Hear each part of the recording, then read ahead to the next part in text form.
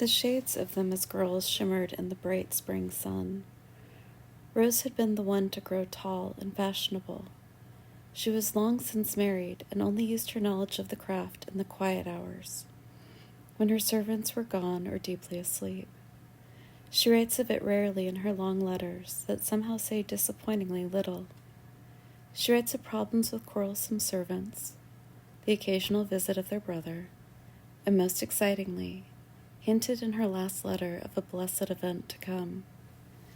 Celia has her reading spot, the tallest oak that commands the center of the meadow, a few yards before the forest, has roots and trunk that make as fine a throne as had ever served any of the kings or queens of England.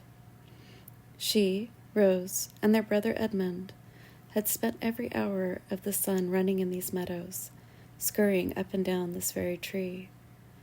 If their mother had the foresight and grace to have lived, she might have at least told Celia, being the eldest, that this tree had indeed been the throne of kings and queens of England. They had an entirely different and most unconventional court. Now, so many generations later, the court had moved on. There were only a handful of those who would keep watch in small groups of the mostly human children who scampered around the lands. Many smiled, seeing how the throne was used again, even if it was only in play, and just the smallest glimmer of what had once been was still true. Celia, being the one who stayed, had her inclinations of a tree.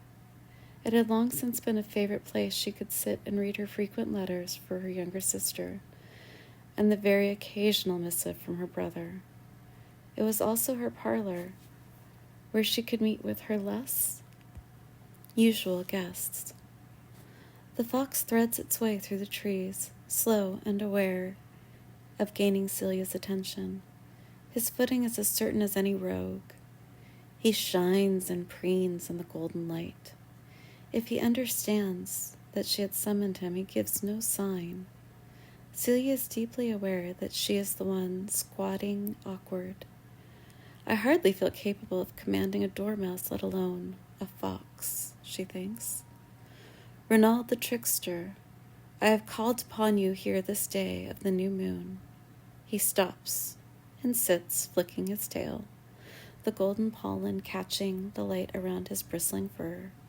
His eyes are light and a bit indignant. He waits. There's a dormouse that has become most bold in the kitchen gardens. My herbs are quite savaged. His ear twitches. Out of respect and gratitude I will leave you eggs and a quarter of my meals once this task is complete. The smallest of sniffs, a nod, and he is gone. If you enjoyed this little tiny fragment of a story, please head over to owlandtwine.com to read the rest of this fan fiction of Jane Austen, Pride and Prejudice, to get the back fairy story of Mrs. Bennet. Thank you so much. I hope you enjoyed.